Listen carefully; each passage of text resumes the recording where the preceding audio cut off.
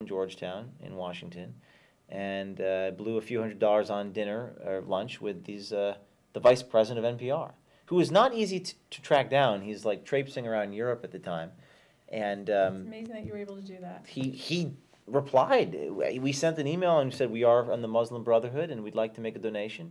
He said, "How about a month from now?" And we had no qualms about who we were. It was the arrogance of these people. They have never been held accountable. Mm-hmm. And it's so easy. It's like taking candy from a baby to just set up the most criminal, outrageous. We even said in our video that we said the Muslim Brotherhood actor was talking about Jewish dominance in the media, and the NPR official was nodding his head and agreeing, and They just wanted that money. they want the money, and they got back in that stretch limo, and we called the next day or a few days later and said, we want to make this donation. We're worried about people. They said, "Don't worry, we'll try to keep your donation anonymous so that no one will find out." $5 million. So we did the same thing. Released a tape. Everyone, the first thing they said was, "Well, they actually didn't take the money." I'm like, yes, I don't actually have $5 million to give them. So, and hope that they're going to give back. and if I did do that, I would be committing some crime, even as a journalist doing this. And then when they said that they refused to take it, we released the second tape showing them willing and to make anonymous. Take the money. And then what was the outcome of that, James? That was probably even, in my opinion, I think that was bigger than the Acorn because it was involving the media. Mm-hmm. It was a direct hit. Someone said it was almost like, someone going in the stadium, going outside the field and going into the box seats and punching the people. No one goes after the media that way. Right. Because they don't want to lose access to these powerful people. So You're not going to get a story. Then NPR will hate me for the rest of my life, as evidenced by my interview with Bob Garfield a few weeks later. But anyways, the CEO resigned. Mm-hmm. She was pushed out by her board of directors. The vice president of the organization of donations, he resigned, chief financial officer rather. And the senior director was placed on what they call institutional probation. And NPR, there was actually a vote in the House of Representatives a week later to defund NPR. But unlike Acorn, the Senate, it didn't pass the Senate, and every single, I hate to use the word liberal, but every single Democrat and not moderate leftist Senate person voted to restore NPR's funding. Right.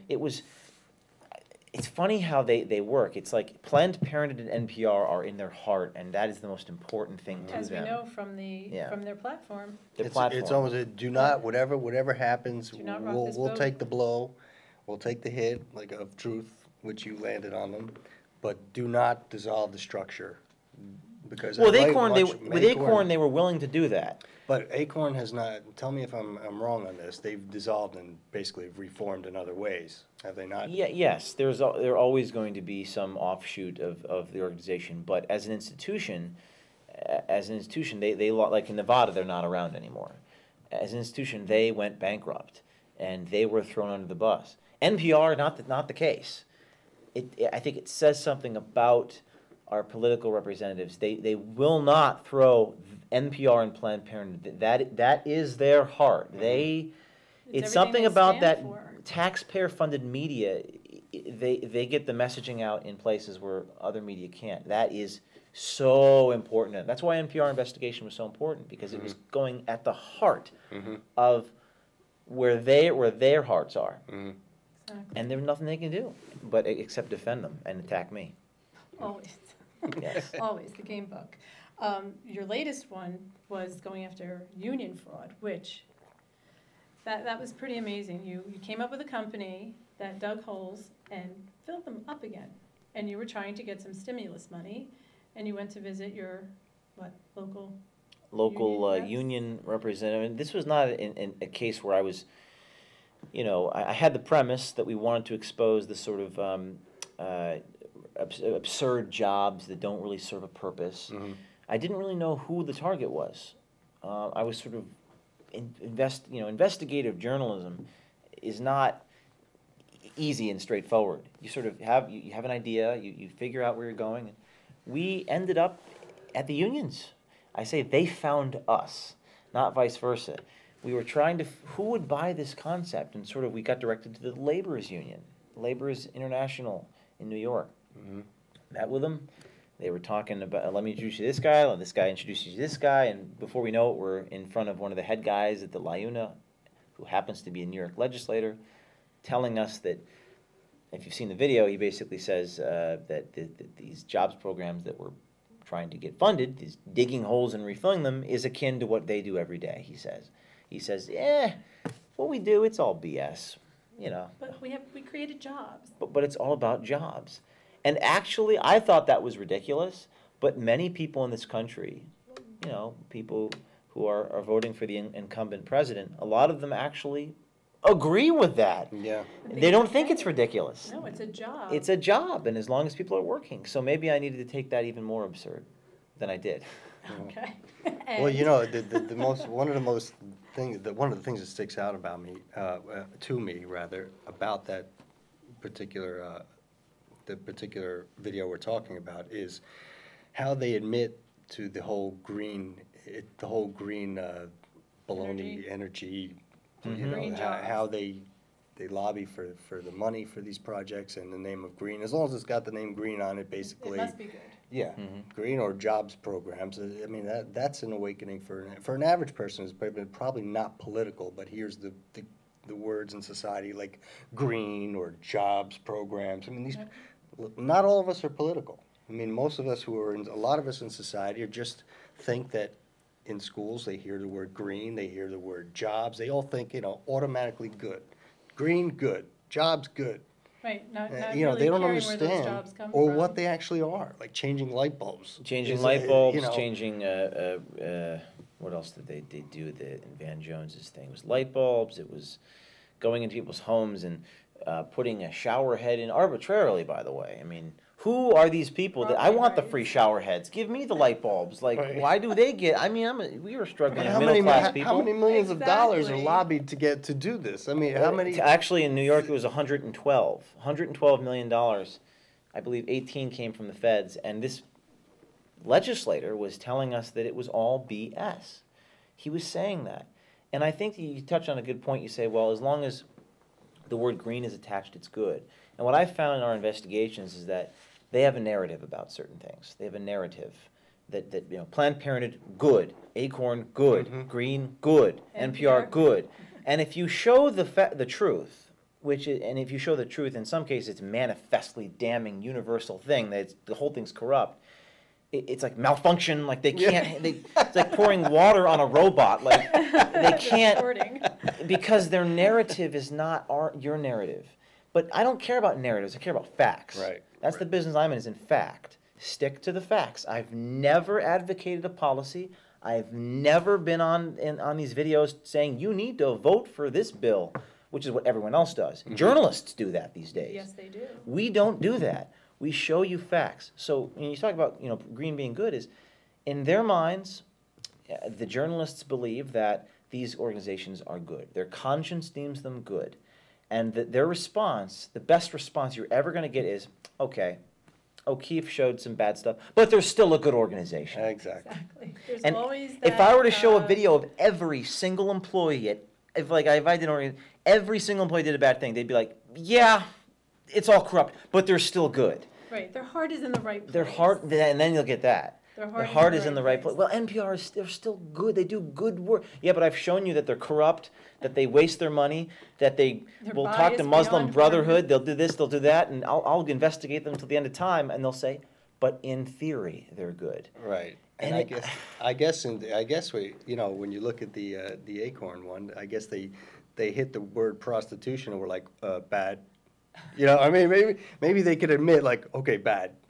You know, and that's They probably did. right, They and did. that's- They did admit it. But the other ones, they've managed to kind Well, of because say, because we've stumbled, Project Veritas, we've stumbled upon an incredibly effective way of doing things, and they can't allow that, so they have to personalize the target.